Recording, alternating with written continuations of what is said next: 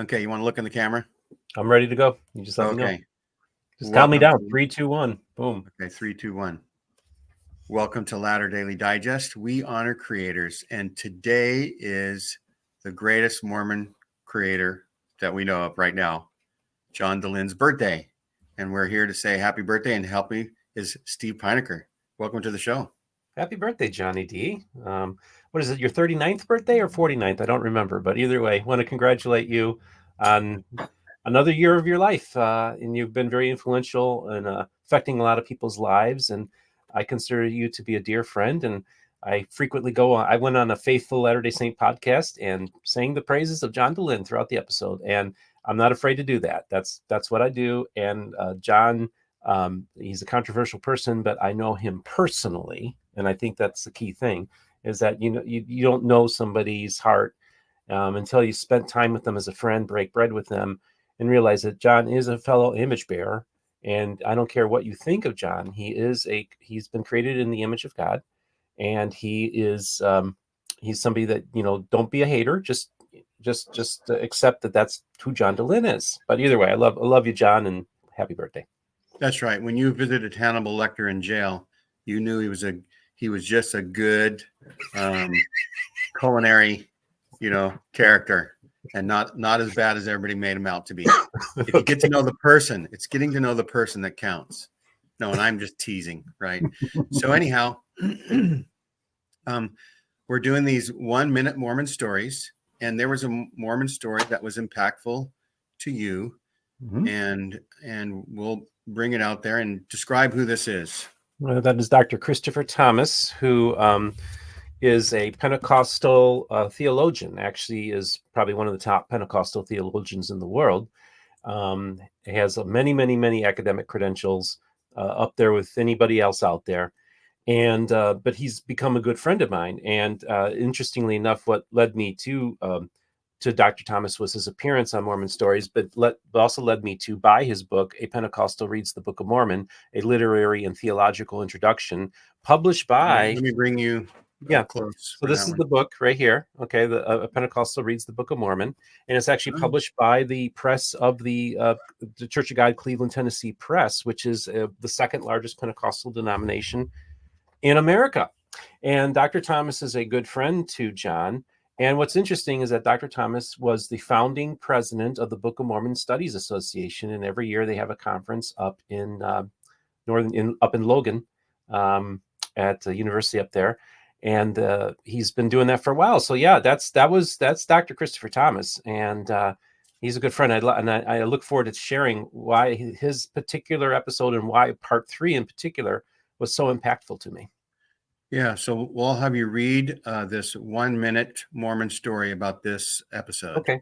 So this was written by Gene, but I'm going to read it. And it says, this video is part 3 of an interview with Dr. Christopher Thomas, who wrote the book of Pentecostal Reads the Book of Mormon. The discussion covers various topics, including Dr. Thomas's background, his interest in Mormonism, and his analysis of the Book of Mormon. Dr. Thomas explains that he is not considered an evangelical, but identifies more with Pentecostal beliefs. He shares his experiences navigating the Mormon Studies community and the complexities of being an outsider. The conversation also touches on the differences between Pentecostals and evangelicals, the importance of dialogue between different religious scholars, and the challenges of interpreting religious texts. Dr. Thomas emphasizes the value of reading diverse perspectives and the need for respectful engagement in religious studies. Okay, so you weren't aware of this person until you heard of Mormon Stories? Yeah, so I've been watching Mormon Stories, I think, since about 2013, when I watched the Sean McCraney interview. And that was because I was a big Sean McCraney guy, so I watched all Sean's stuff. And then then that was right about the time that John converted to started doing videos. That was one of his first video interviews. So it was actually an evangelical, Sean McCraney, who now would not identify as an evangelical. He's kind of doing his thing, but Craniism, we'll call it. Yeah, Craniism. And Sean's a good friend. I'll let people know that up front. But I remember watching this episode, and of course, immediately ordered a copy of the book of Pentecostal Reads the Book of Mormon. Now, you have to understand, at this time, I was an atheist. So this would have been January of 2020, I believe, is when it came out. So somewhere right around there. So I would have considered myself an atheist, agnostic at that time. And I remember even cracking open a couple beers saying, oh, you're going to have this Pentecostal Yahoo on John DeLynn. John DeLynn's going to run circles around this, because you understand that within the evangelical world, and Pentecostals are part of the evangelical world, but I come from the charismatic world, and we come from the mainline denominations, and we kind of always look down on the Pentecostals because they're kind of poor, rural, other side of the tracks, right? So I'm thinking you got this Pentecostal on there from the South, and of course, the arrogance of being a Dutch Calvinist. We think we're smarter than everybody, and also being an arrogant atheist, a little bit arrogant. I kind of look down on them just from different lenses, but I'll tell you, it was one of the most powerful episodes I've ever seen. And I tell people, I said, I've watched part 1 and I was like, wow, I really like this guy. And I watched part 2 and it was really interesting.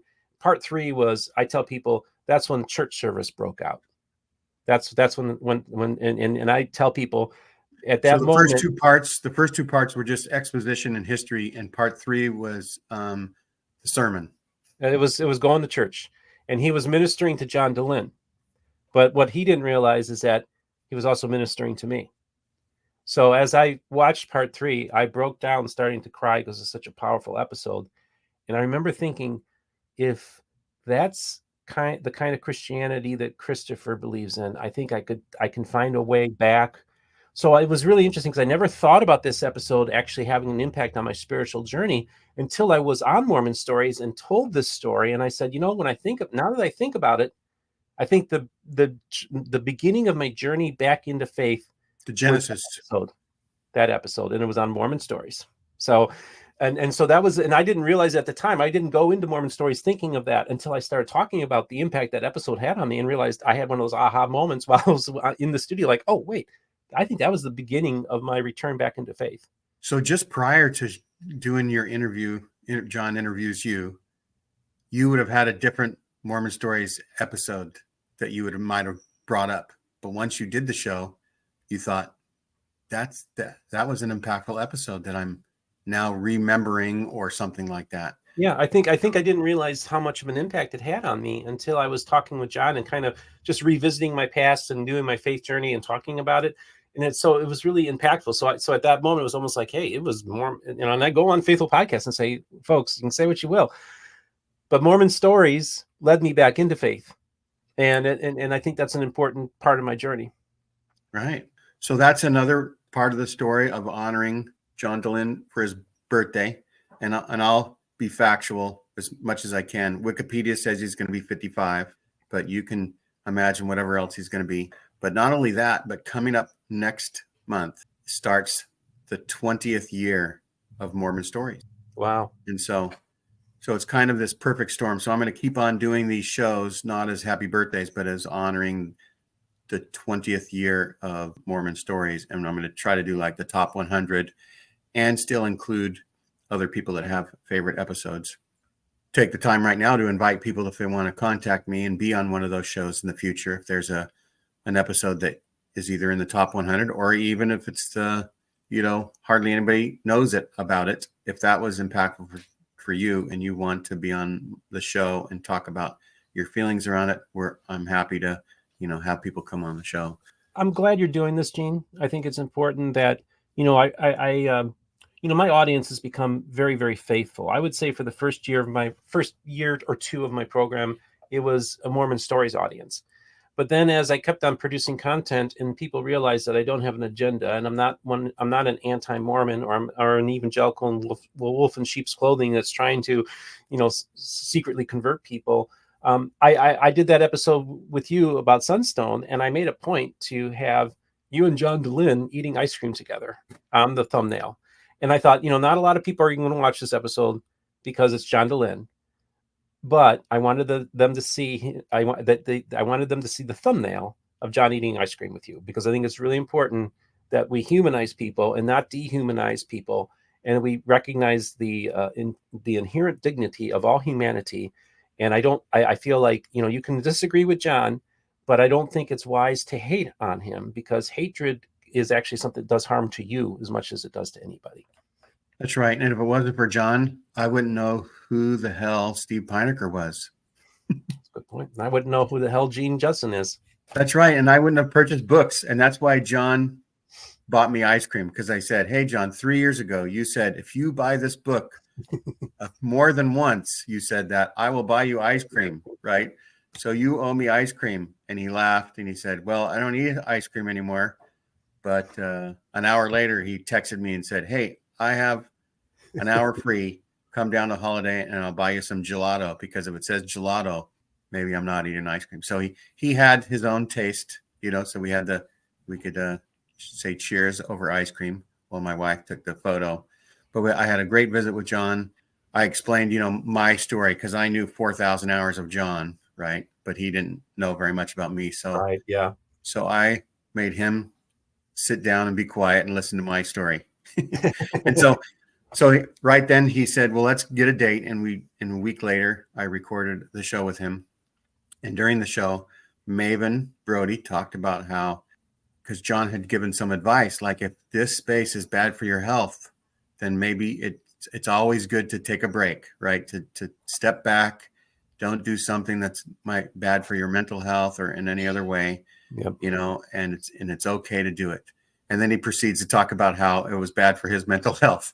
And then Maven says, well, if you had taken your own advice, where would we all other podcasters be, right? We wouldn't be interviewing you. Gene wouldn't have gotten ice cream off of you. No, she didn't say that. But anyway, yeah, because I bought those books, made me interested in Mormon History Association. And then you went on the show. And so I'm kind of a groupie. And since you were on the show, John actually asked me who I was like a few months after your appearance. And I just said, I'm a nobody, because I was, nothing significant at all, But John was graciously set up a time for us to do the interview. And so the rest is history. Helped me get over the 1,000 subscriber mark. And now I am somebody. Ma, I could have been a contender. And here I am. Now I only need 257,500 more subscribers, and I can pass John up. Exactly. So, yeah. I'm thinking Christmas of 2025 would be a good Christmas present for me to pass John on that day. That's great. No, I love it. And that's the other thing too, is I do think it's important for us to be, who are in this space, that it is important to take care of yourself. Like I had to kind of put my channel on a sabbatical because of my hearing condition, and these noise canceling headphones have been very helpful for me to deal with the cacophony of sound that assaults me all the time. But it was good. It was good for me just to rest and take it easy.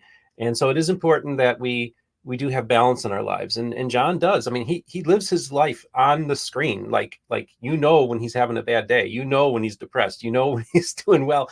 And we all feel like we know John so well. And that's a good point. People feel like they know me, and I don't know anything about them. And it's almost puts them at an advantage, where it's like I don't know. And I love hearing other people's stories. I love getting emails from people telling their story and listening to people. But that can also, I even told John, I said, I can't imagine. I said, I imagine, this was a couple of years ago before he had 200,000 subscribers.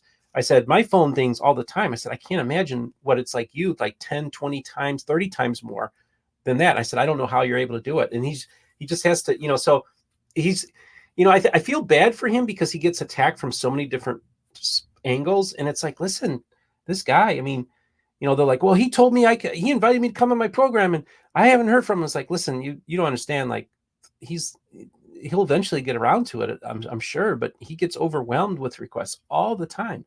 And so we just need to be, and look, I have a waiting list of people that want to come on my program, and I'm much smaller. So just be patient with us content creators. And I think one of the most important things that ever happened was I was being brutally attacked by some Christian apologists last fall. And I posted that, hey, I'm going through a lot right now.